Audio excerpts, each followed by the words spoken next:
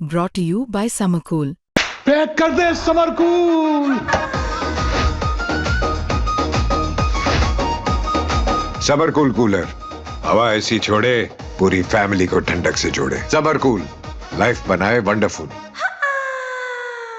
मुझे जानकारी जो मिली कि बीजेपी के वो एक बहुत नाम नहीं लूँगा, बीजेपी के बहुत बड़े नेता का डीके दीपक कुमार को फ़ोन आया कि आप साइन करवाइए। मनीष वर्मा को काटने के लिए स्क्रिप्ट के हिसाब से निशांत का नाम लाया गया कि निशांत की राजनीति में एंट्री आएगी और इससे बड़ा पद क्या मिल सकता है। मैं 6 महीने में छोड़ूं, 1 साल में छोड़ूं, छोड़ना तो है ही। मैं ये टर्म कंप्लीट नहीं कर रहा हूं और ये सब जितना हम लोग डिस्कस कर रहे हैं ये सब सोचने की बहुत स्थिति में नहीं है वो। अब मेरी जानकारी कितनी सही है गलत है, 4 तारीख को मनीष वर्मा की भी एंट्री नहीं हुई, घुसने नहीं दिया गया। नहीं घुसने दिया गया। नमस्कार, बिहार तक देख रहे हैं आप और मैं हूं आपके साथ अनिकेत कुमार। देखिए, जिस तरीके से पिछले कुछ दिनों में नीतीश कुमार को लेकर के जो चर्चाएं सामने आई और जो चर्चा सामने आई वो चर्चा सही भी साबित हुई। नीतीश कुमार राज्यसभा जा रहे हैं, यानी कि अब कई सालों बाद ऐसा होगा कि नीतीश कुमार बिहार में सीएम की कुर्सी का पद छोड़ देंगे। साथ ही साथ निशांत, जो कि पिछले 4-5 सालों से उनके नाम की चर्चा हो रही थी कि निशांत राजनीति में आएंगे या नहीं आएंगे, बीते दिनों इस बात पर भी मुहर लग गई कि निशांत राजनीति में आ रहे हैं और कल वो जनता दल यूनाइटेड की सदस्यता लेंगे। लेकिन इस पूरे मामले पर इसके पीछे की कहानी क्या है, आखिर ऐसा क्यों हुआ कि नीतीश कुमार, जिसको बिहार की जनता ने इतना ज्यादा वोट दिया, जिनकी सरकार आई, सीटें भी बढ़ गई, बावजूद उन्हें सीएम की कुर्सी क्यों छोड़नी पड़ रही है, इसके आगे और पीछे की कहानी समझने के लिए हम पहुंचे हैं इंडियन एक्सप्रेस के सीनियर एडिटर संतोष सर के पास में। हम इनसे बातचीत करेंगे। सर, जिस तरीके से जो पूरे घटनाक्रम बिहार की राजनीति में जो देखने को मिल रहा है, हम आपसे इसके आगे और पीछे की कहानी को समझना चाहेंगे कि जहां जेडीयू 41-44 सीटों पर थी तो मुख्यमंत्री बने रहे नीतीश कुमार, सीटें सीधा डबल हो गई, उसके बाद उन्हें कुर्सी खाली करना पड़ रहा है, राज्यसभा जा रहे हैं। सोशल मीडिया पर भी अगर आप देखें तो मेम्स भी बनाए जा रहे हैं कि शायद ही कोई मुख्यमंत्री ऐसा होगा जो जिसकी इच्छा होगी कि वो सांसद बनना चाहते हैं। तो क्या है इसके पीछे की कहानी? देखिए, इसके पीछे की कहानी में थोड़ा सा पीछे जाइए। 25 का जब चुनाव होता है तो बीजेपी ने नारा दिया 25 से 30 फिर से नीतीश। बिल्कुल ठीक है ना। तो वो इस नारे का क्या मतलब था? इस नारे का मतलब था कि नीतीश कुमार का जो फेस है उस फेस को वो इलेक्टोरली इनकैश करना चाह रहे थे, क्योंकि नीतीश कुमार एक लार्जर देन लाइफ एक फिगर है और उनके कारण से एक बहुत वोट का बहुत बड़ा वर्ग और बीजेपी के साथ कोalition के होने से कन्वर्जेंस बहुत अच्छा होता है वोट्स का। बिल्कुल, ये चीज़ें हुई तो वो बीजेपी अच्छी भली भांति इस बात को जान रही थी कि जब तक नीतीश कुमार हमारे साथ नहीं रहेंगे, नीतीश कुमार को हम प्रोजेक्ट नहीं करेंगे तो हमारी ये विक्ट्री नहीं होगी। किसी ने ये एंटीसिपेट नहीं किया था कि ये 202 का मेजॉरिटी आएगा। हम लोग सब जान रहे थे कि जीतेंगे, कंफर्टेबली जीतेंगे, लेकिन 202 नहीं देख रहे थे। ये था, सब लोग बोलते हैं कि वो जो जीविका वाला 10,000 दिया गया, जिसको हम लोग पॉपुलरली 10,000 स्कीम है, ऑफकोर्स उसने कंट्रीब्यूट किया, but do not forget the political capital of Nitish Kumar. 20 वर्ष ने जो एक राजनीतिक उनकी कमाई है वो उसका प्रतिफल था, उसको उनको यील्ड मिला। इस खराब स्वास्थ्य के बावजूद भी उनके स्वास्थ्य की चर्चा हुई, जिस प्रकार प्रशांत किशोर ने उनके बारे में बोला, तेजस्वी प्रसाद यादव बोलते रहे उनके बारे में, उनके अगेंस्ट में, उसके बावजूद भी एक तरह से एक तरफा तकरीबन, अब जब 25 सीट पर आ जाता है आरजेडी तो हम कहेंगे एक तरफा वोट ही हुआ। बिल्कुल बिल्कुल, एक तरफा वोट वो हुआ। लेकिन इसके बाद बात चली कि चुनाव के रिजल्ट के बाद, जहां तक मेरी जानकारी है कि सम्राट चौधरी से पूछा गया बीजेपी के नेताओं के द्वारा कि क्या हम अपने बूते पर सरकार बना सकते हैं, क्योंकि बहुत ज़्यादा संख्या की जरूरत नहीं थी, 3, 4, 5 बिल्कुल करना पड़ता। 117 वो ऐसे भी पहुंच रहे थे। हाँ, पहुंच रहे चिराग थे और मांझी जी वो को हो साथ जाता। वो बात थी कि कांग्रेस को तोड़ लिया जाएगा और आईपी गुप्ता आ BSP सकते हैं, बीएसपी था एक नंबर, रामगढ़ वाले सही बोल रहे, वो नंबर हो जाता।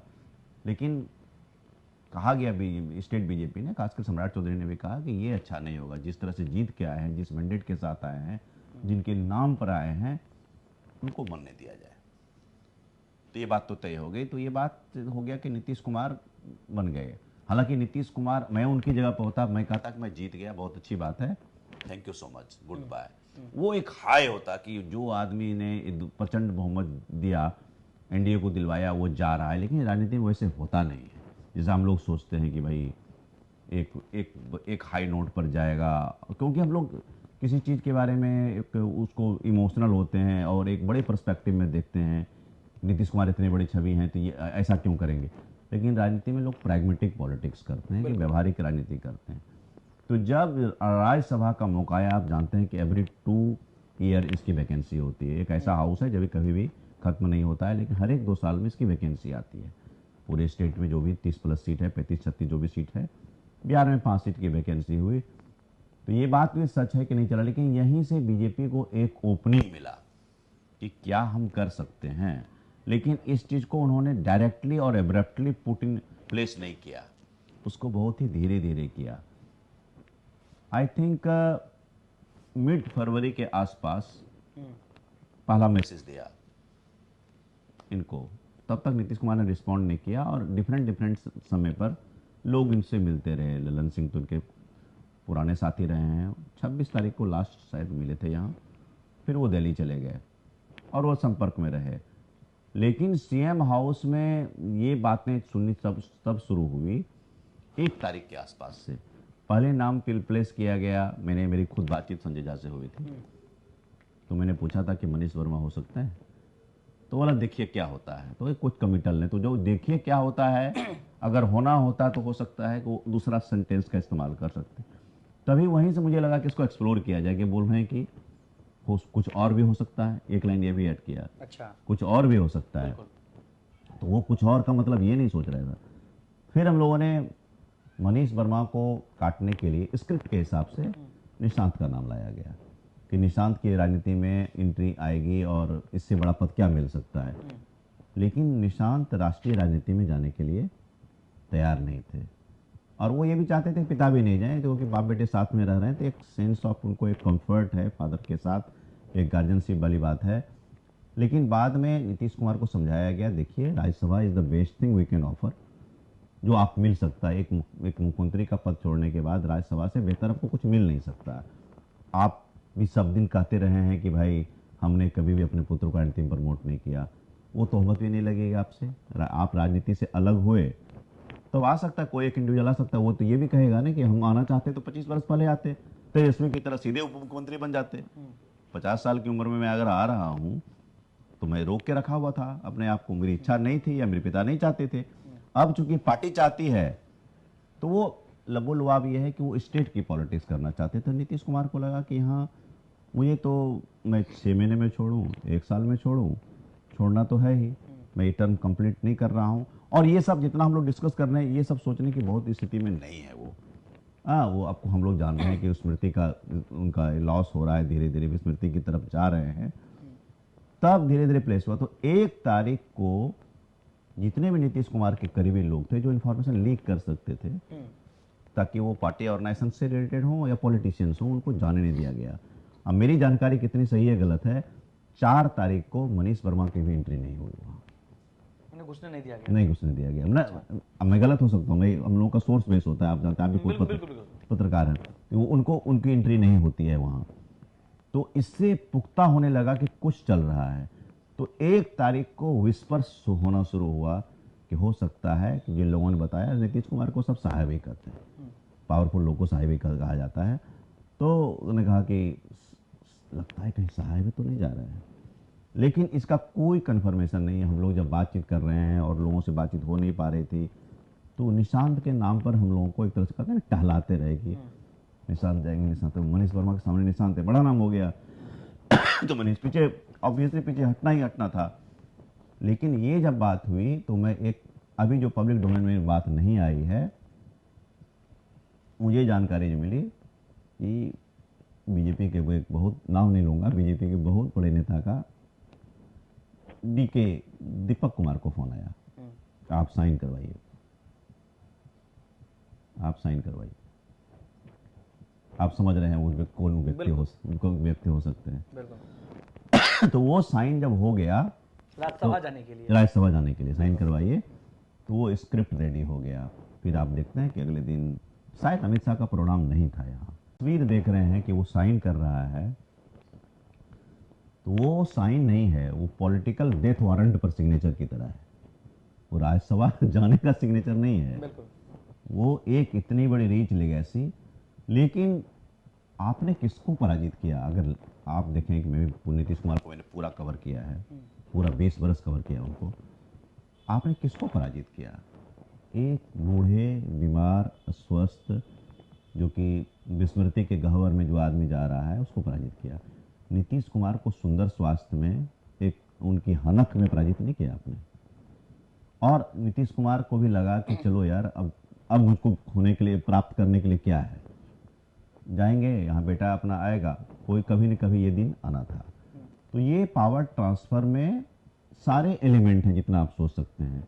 इस पावर एलिमेंट में ऑपरेशन लोटस की जितनी कंस्पिरेसी थ्योरी हो सकती है, वो सारी थ्योरी है। नीतीश कुमार का कमज़ोर होना, नित कमज़ोर हो जाना दिन अनुदिन, वो शामिल है। और उनको लगा कि राजनीति के लिए सही समय निशांत की एंट्री को इंश्योर कराने का ये भी सही समय है, वो स्टेट की पॉलिटिक्स में आए। तो ये सब कुछ मिला जुला है। ये ऐसा नहीं था, हमको लग रहा है कि बंगाल चुनाव के पहले हुआ तो ये पॉलिटिकली करेक्ट नहीं है, मैसेज नहीं है। बट डोंट फॉरगेट कि राज्यसभा 2 साल के बाद आता, और किसी को हटा के बनते तो वो अच्छा मैसेज नहीं आता, इतना क्या जरूरी है। तो उनको भी लगा। और हम लोग जो नीतीश कुमार को देख रहे हैं, हमें विधानसभा हम लोग कवर करते थे तो अमूमन नीतीश कुमार से रोज मुलाकात हो जाती थी 2 दिन के बाद। 4-5 वर्षों से हम लोग मिल नहीं पा रहे हैं, मिलने ही नहीं दिया जा रहा है। तो उनका स्वास्थ्य जितना दिखता है उससे ज़्यादा कहीं खराब है। वो कम से कम गवर्न करने के स्टेट में नहीं थे। वो एक तरह से कहते हैं ना कि वो व्यक्ति नहीं, मुकुट हो गए थे, वो जो क्राउन, उनके नाम का इस्तेमाल हो रहा था। नीतीश कुमार एक पासपोर्ट बन गए थे। ब्यूरोक्रेसी डोमिनेटेड गवर्नेंस चल रही थी। कुछ लोगों का हाथ, कुछ लोग था, बी चौधरी जैसे, संजय झा जैसे आउटर ऑर्बिट में थे, रोज रोज के डिसीजन में तो थे नहीं। तो एक ऑपरेटिंग सिस्टम, एसओपी जो कहते हैं, वो बन गया था, उसके तहत सरकार चल रही थी। लेकिन ये सबको पता था कि ये अरेंजमेंट लंबा नहीं है। तो बीजेपी सही मौके पर प्रयास की। तो एक कमजोर नीतीश कुमार, और नीतीश कुमार की उपयोगिता बीजेपी के लिए अब खत्म हो चुकी है। अगला चुनाव 30 में है, और तब तक जान रहे फॉर ऑल प्रैक्टिकल पर्पसेस की उतने लंबे समय तक इनका स्वास्थ्य और भी बिगड़ता चला जाएगा। तो political utility of Nitish Kumar BJP के लिए खत्म हो गई। तो बीजेपी को लगा कि it is right time to strike. और नीतीश कुमार इस तरह से रजिस्ट भी नहीं किया। नीतीश कुमार मन तो बना ही रहे थे, उनको तो लग ही रहा था धीरे धीरे कमजोर होते। अब 20 में ही कमजोर होते, 43 सीट में बने। उन्होंने कहा था मैं नहीं बनना चाहता था। तो वो जैसे जैसे कमजोर होते गए, इस बार मजबूत होने के बावजूद भी, बहुत मजबूत होने के बावजूद भी, अब 85 सीट्स होने के बावजूद भी आपने देखा कि कोई ये नहीं हुआ। और कितना खराब इमेज है अपोजिशन का, कि कन्हैया बेलारी जी ने सही कहा, बड़े भाई की तरह है, उन्होंने कहा कि भाई इतनी बड़ी घटनाक्रम हो रहा है और आप मटन बनाने का पोस्ट कर रहे हैं।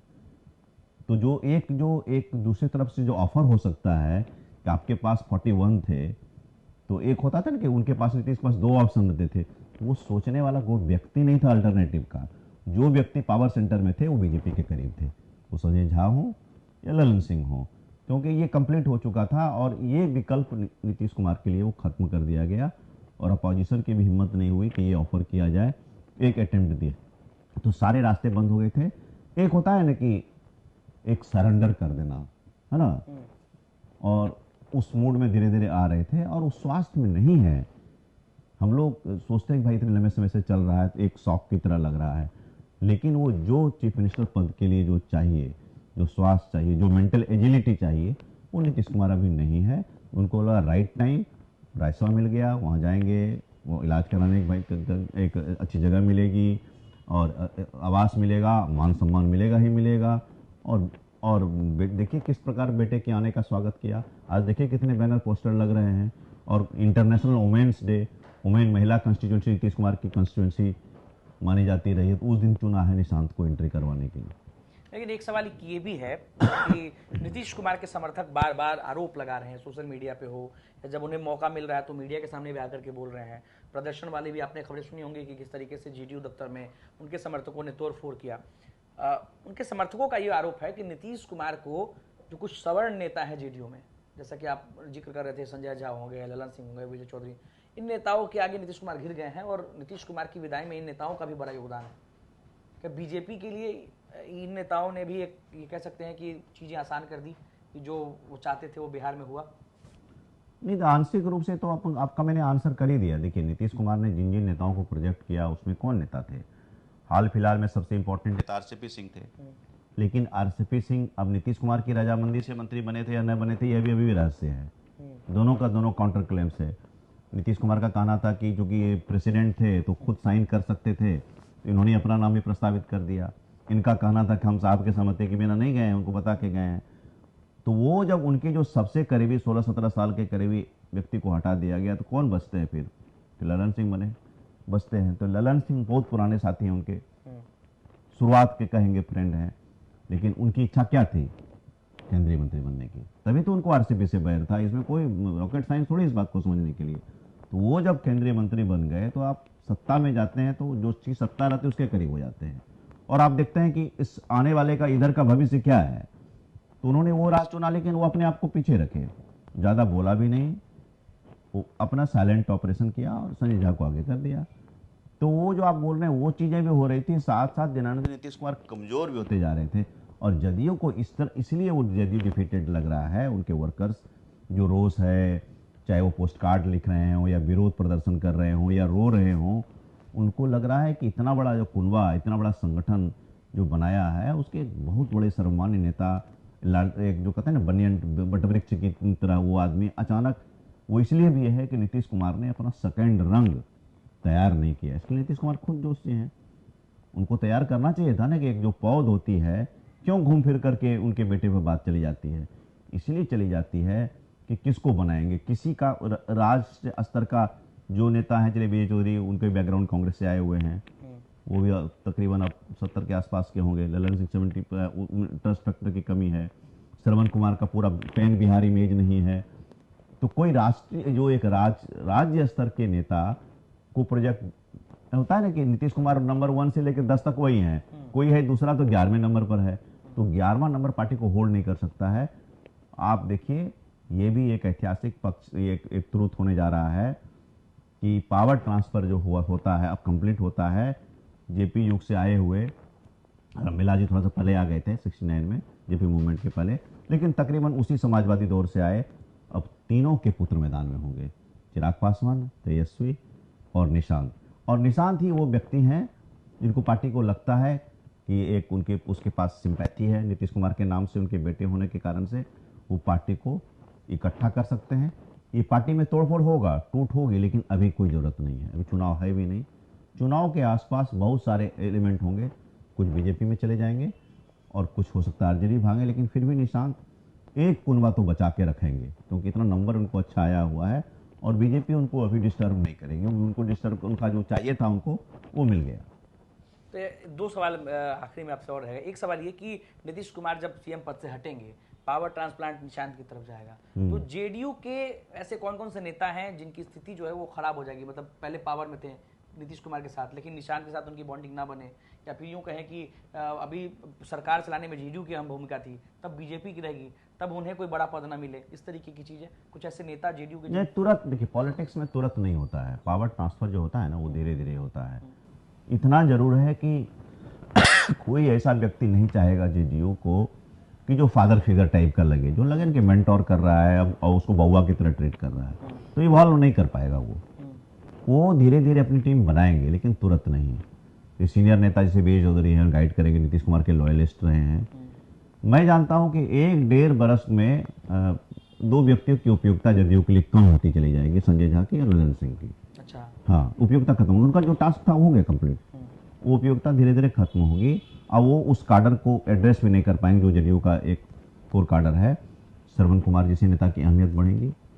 इस्लामपुर के विधायक जो इनके दोस्त में निशांत के साथ बीआरटी मिश्रा में पढ़े, रोहेल रंजन, इस तरह के नेता भी सामने आएंगे। तो और जिस मनीष वर्मा को अभी तो कोसा जा रहा है, हो सकता है उस मनीष वर्मा उस टीम के पार्ट हों, वो भी क्यों भविष्य वो निशांत के साथ वो अपना देख रहे हों। तो ये लेकिन आने में होने में अभी तुरंत सिस्टम को डिस्टर्ब नहीं किया जाएगा। वो चीज़ों को प्रशासन को भी समझेगा, राजनीति को भी समझेगा, उसके बाद धीरे धीरे असर्ट करेगा अपने आप को, फिर अपनी टीम बनाएगा। अभी वो वेट एंड वॉच, वो लर्न करके धीरे धीरे उसका एक जो इवोल्यूशन का प्रोसेस है वो चीज़ जारी रहेगा। लेकिन अभी जो करंट सेटअप है 6 महीना साल भर तक में इसमें कोई डिस्टर्बेंस नहीं होता हुआ देखा। एक आखिरी सवाल, नीतीश कुमार का बिहार से विदाई लेना तेजस्वी के लिए गुड संकेत है या बैड संकेत है? बहुत ही गुड संकेत है। इसलिए गुड संकेत है कि नीतीश कुमार बहुत बड़े थे। अब क्या है ना कि अब बैटल होता था 20 और 15 में, अब टक्कर होगी, बराबरी की टक्कर 0/0 होगी। हाँ, अब टक्कर होगी, बराबरी की टक्कर होगी। और प्रशांत किशोर जैसे लोगों को भी मौका मिलेगा, कांग्रेस भी, लेफ्ट भी, सब कहेगा। अब लेवल प्लेइंग, कहता है ना, लेवल प्लेइंग फील्ड हो गया कि अब एक जनरेशन के नेता आ गए। एक तरफ चिराग है, निशांत है, तेजस्वी है, प्रशांत किशोर है, इधर से जो भी बने, सम्राट अगर सामने आए, कन्हैया है, तो वो एक सेकंड, अब पावर शिफ्ट सेकंड जनरेशन में हो गया। तो अब सीधा किसका क्या सोशल कॉम्बिनेशन बनता है वो सब डिपेंड करेगा। और एक बात और होगा कि निशांत का अगर इवोल्यूशन स्ट्रॉन्ग लीडर के रूप में होगा, जो सोशलिस्ट फोर्स को बोलते हैं कि खत्म हो गई बीजेपी का पूरा बर्दाश्त हो जाएगा, वो किसी न किसी शक्ल में जीवित होगा। और आने वाले 5-7 वर्षों में अगर आप निशांत और तेजस्वी अगर एक खेमे में आप देखेंगे तो सरप्राइज मत होइएगा। मैं बहुत आगे की पॉलिटिक्स के बारे में बोल रहा हूँ। एक साथ भी आ सकते हैं दोनों? क्यों नहीं बाबा, अब इसमें क्यों नहीं आ सकते हैं? दोनों तो सोशलिस्ट कैंप से आए हुए हैं ना। बीजेपी को जब रोकने की बात होगी, जब डोमिनेट करेगी, अगर सब कुछ साथ साथ चलेगा, अभी 5 वर्ष तो कुछ नहीं होगा। अरे इतना 202 के नंबर में क्या दिक्कत, जरूरी है कुछ करने की जरूरत नहीं है।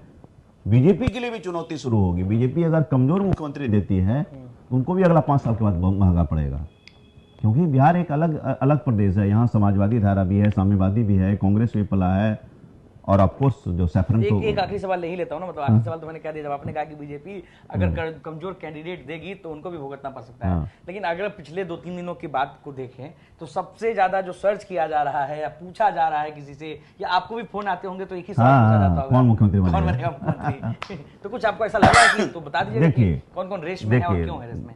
मैं बहुत इसको मैं सिंपल करता हूँ, इसमें कोई ये नहीं है कि कोई दूर बात है इसमें। अगर कन्वेंशनल लॉजिक का इस्तेमाल करेंगे आप, है ना, एक परंपरागत तरीके से आप सोचेंगे, तो जो नीतीश कुमार नहीं चाहेंगे कि लवकुश से सत्ता बाहर जाए, जनरली जो सेटअप होता है वो सब मेंटेन करेंगे।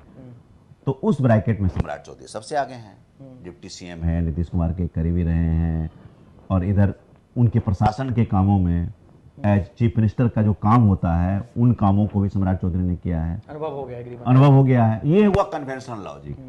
अब बीजेपी लॉजिक है, दूसरा है बीजेपी लॉजिक कि पत्रकार जो सोचता है वो नाम छोड़ दो। तो इस बार हमने इतने नाम जमा कर दिए हैं कि उसकी बियॉन्ड हो ही नहीं सकेंगे। हाँ, तो हम कहेंगे कि गायत्री देवी हो सकती है, धर्मशिला गुप्ता हो सकती है, श्रेयसी सिंह हो सकती है, रमा निषाद हो सकती है, राजभूषण निषाद हो सकते हैं, संजीव चौरसिया हो सकते हैं, प्रमोद चंद्रवंशी हो सकते हैं, समूह पटेल हो सकते हैं, नित्यानंद राय हो सकते हैं, दिलीप जायसवाल हो सकते हैं, विजय कुमार सिन्हा। आप बताइए इसके बियॉन्ड नाम लगे। सम्राट चौधरी के बाद 1 दर्जन नाम। बीजेपी वो ये कह सकती है, बीजेपी महिला मुख्यमंत्री का एक तुरुप निकाल सकते हैं नीतीश कुमार के कमजोर नस को, कि आप महिला सशक्तिकरण कर रहे हैं, एक महिला बनाते हैं। तो धर्मशिला गुप्ता का नाम, तो धर्मशिला जी कैसी रहेंगे, या रमा निषाद कैसी रहेंगे, या कोई रेणु देवी कैसे, कुछ भी कर सकते हैं ना, कि तेली समुदाय से, नोनिया समुदाय से, या फिर ये मल्ला समुदाय से कोई यूज कर देते हैं। तो लेकिन अभी तक जो हमारी जानकारी है वो अभी नीतीश कुमार ने प्रपोजल मांगा है इनसे कि आप power transfer proposal, do not forget, Nitish Kumar ने इस्तीफा नहीं दिया है अभी। जब तक राज्यसभा की शपथ नहीं ले, जितने के बाद भी, तब तक राज्यसभा नहीं गए हैं वो। तो वो अभी अगले आने वाले 2 बरस में, 3 बरस में बीजेपी कुछ कर सकती है, लेकिन अभी जो चीजें होगी मेरे हिसाब नीतीश कुमार के मन की पहली पसंद कौन है? सम्राट चौधरी? मुझे तो लगता है सम्राट चौधरी सबसे नाम अगर आगे हाँ, देखा जाए तो सम्राट चौधरी। मैंने बता, जो जनरली कहते हैं कि लोग पत्रकार बोलता है वो नहीं होता है, इस वक्त सम्राट जी के लिए ऐसा नहीं हो, लेकिन इसलिए इतने नाम बोल दिए कि इतने नाम के बाद बियॉन्ड लाइए, आप कौन सा नाम लाएंगे आप? क्योंकि बीजेपी हमेशा सरप्राइज, और देखिए दो पॉलिटिक्स करती है, प्रतीक की पॉलिटिक्स करती है। द्रौपदी मुर्मू है, आप ट्राइबल को, रामनाथ कोविंद दलित फेस को आप बना दिए, कि जो आप सोच ही नहीं पा रहे हैं वो नाम बन गए। तो आप लोगों को लग रहा है कि आप लोग सोच नहीं पा रहे। भाई, आप मुख्यमंत्री कोई एक बहुत बड़ा पद होता है, उसको अर्जित किया जाता है, आप किसी को बना दीजिएगा जस्ट फॉर सरप्राइज एलिमेंट, तो ये कुछ दिन तक चलेगा। बहुत ज़्यादा स्टेट कमज़ोर हो जाएगा ना, सेंटर का बहुत ज़्यादा स्ट्रांग होना बहुत अच्छी बात नहीं है एक सीमा के बाद, और ख़ास करके उत्तर प्रदेश, बिहार जैसे स्टेट के लिए जहाँ की एक डाइवर्स पॉलिटिक्स होती है, वहाँ तो कतई नहीं। तो मेरे हिसाब से as a student of politics में कहूँगा कि बिहार में से strong chief minister, Nitish Kumar जैसा स्ट्रॉन्ग तो नहीं हो सकता कोई, लेकिन एक स्ट्रॉन्ग चीफ मिनिस्टर दीजिए। आप अगर कमजोर कमर देख के कीजिएगा, बड़ा स्पाइन कमजोर है, मेरुदंड कमजोर वाला आप देखिएगा कि भाई सबसे कमजोर मेरुदंड वाला कौन है, तब तो आगे राजनीति में भी दिक्कत होगी, तब कुछ नहीं कर सकते। चलिए, तो जो पूरा घटना प्रक्रम चल रहा है बिहार की राजनीति को लेकर के, उस पूरे घटनाक्रम को लेकर के हम आज पहुंचे थे संतोष सर के पास। संतोष सर ने बड़ी ही बारीकी से इस पूरे पटकथा को शुरू से लेकर के अंत तक या फिर आगे क्या हो सकता है इस चीज़ों को समझाने की कोशिश की है।